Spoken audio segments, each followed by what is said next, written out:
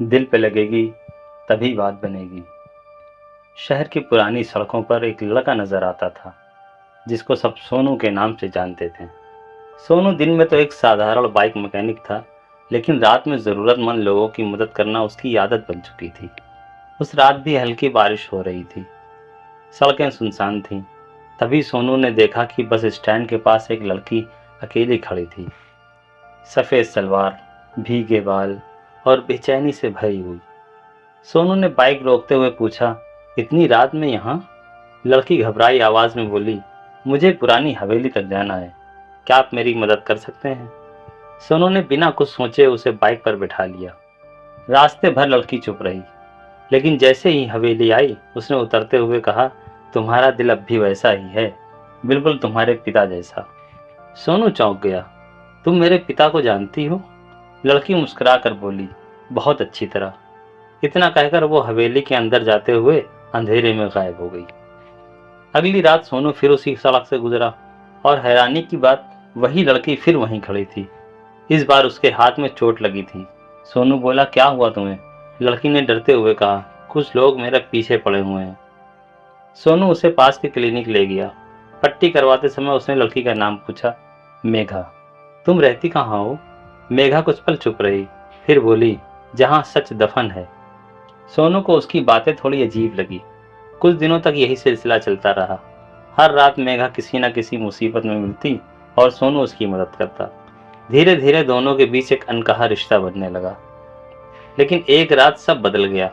सोनू मेघा को छोड़ने हवेली पहुंचा ही था कि अचानक हवेली के अंदर से एक बूढ़ा आदमी बाहर आया।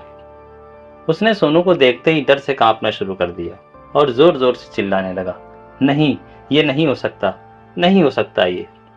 सोनू ने हैरानी से पूछा, क्या हुआ बाबा? बूढ़े ने कांपते हाथ से सोनू के गले में पड़े लॉकेट की तरफ इशारा किया। ये लॉकेट, ये तो उसी आदमी के बेटे के पास हो सकता है जिसने 20 साल पहले इस हवेली की जिंदगी बर्बाद की थी। सोनू का चेहरा सफेद पड़ गया। क्या मतलब? बूढ़े की आंखों में डर साफ था।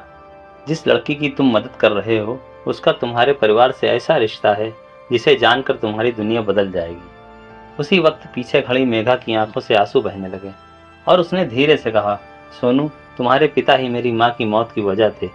मेघा की बात सुनते ही सोनू के पैरों तले जमीन खिसक गई। ये झूठ है। लेकिन मेघा बोली, काश ये झूठ होता। हवेली के बाहर अचानक तेज हवा चलने लगी। टूटी खिड़कियां अपने आप हिलने लगी। ऐसा लग रहा था जैसे हवेली खुद कोई पुराना राज बाहर निकालना चाहती हो। सोनू ने बूढ़े आदमी का हाथ पकड़ के बोला, पूरी बात बताइए।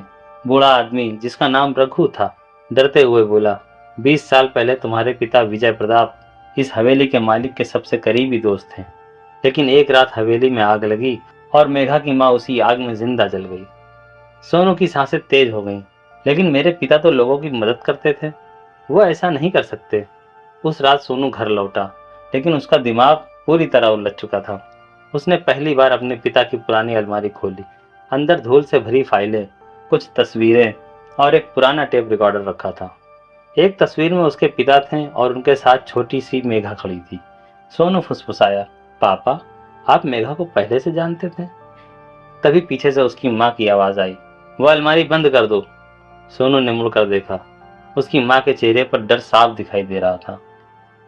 माँ, ये लड़की कौन है? पापा उससे कैसे जुड़े थे? उसकी माँ की आंखें भर आईं। माँ बोली, कुछ राज दफन ही रहे तो अच्छा होता है। नहीं माँ, अब मुझे सच जानना है।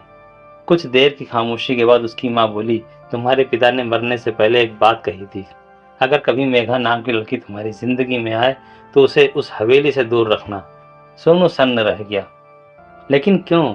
क्योंकि उस हवेली में सिर्फ अतीत नहीं, मौत छुपी है। अगली रात सोनू सीधे हवेली पहुंचा, लेकिन इस बार हवेली पहले से अलग लग रही थी। अंदर से किसी लड़की के रोने की आवाज आ रही थी। मेघा? सोनू तेजी से अंदर भागा। हवेली के पुराने कमरे में उसे दीवार पर खून से लिखा हुआ कुछ दिखाई दिया, सच जानोगे तो सब खो दोगे।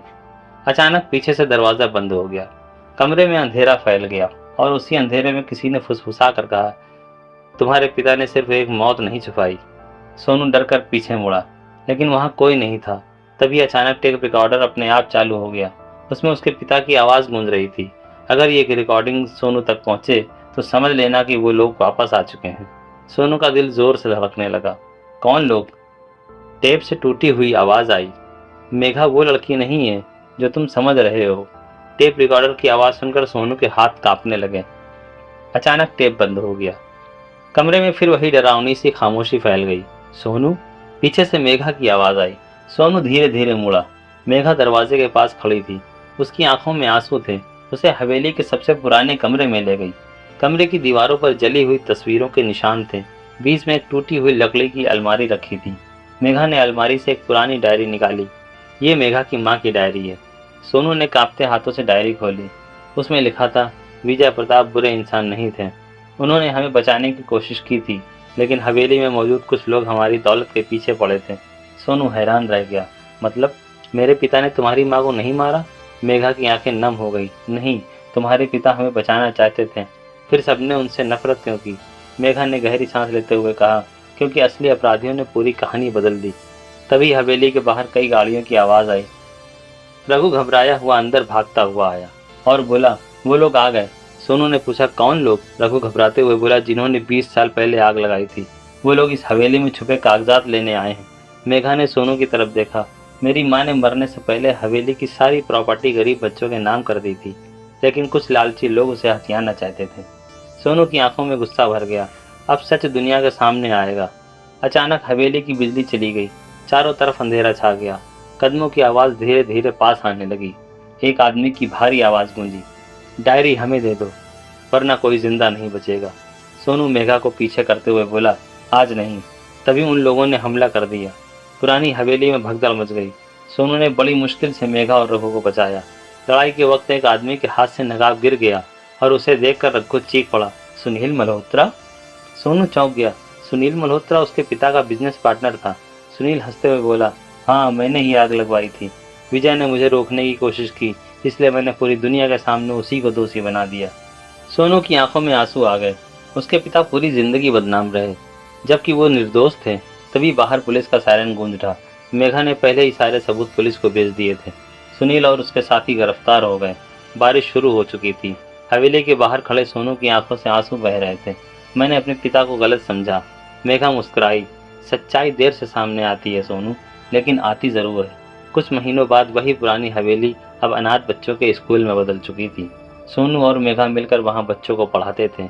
एक दिन सोनू ने आसमान की तरफ देखा, मुस्कुराते हुए कहा, पापा, आपका सच आखिर दुनिया के सामने आ ही गया। धीरे से हवा चली, जैसे किसी ने दूर से आशीर्वाद दिया हो।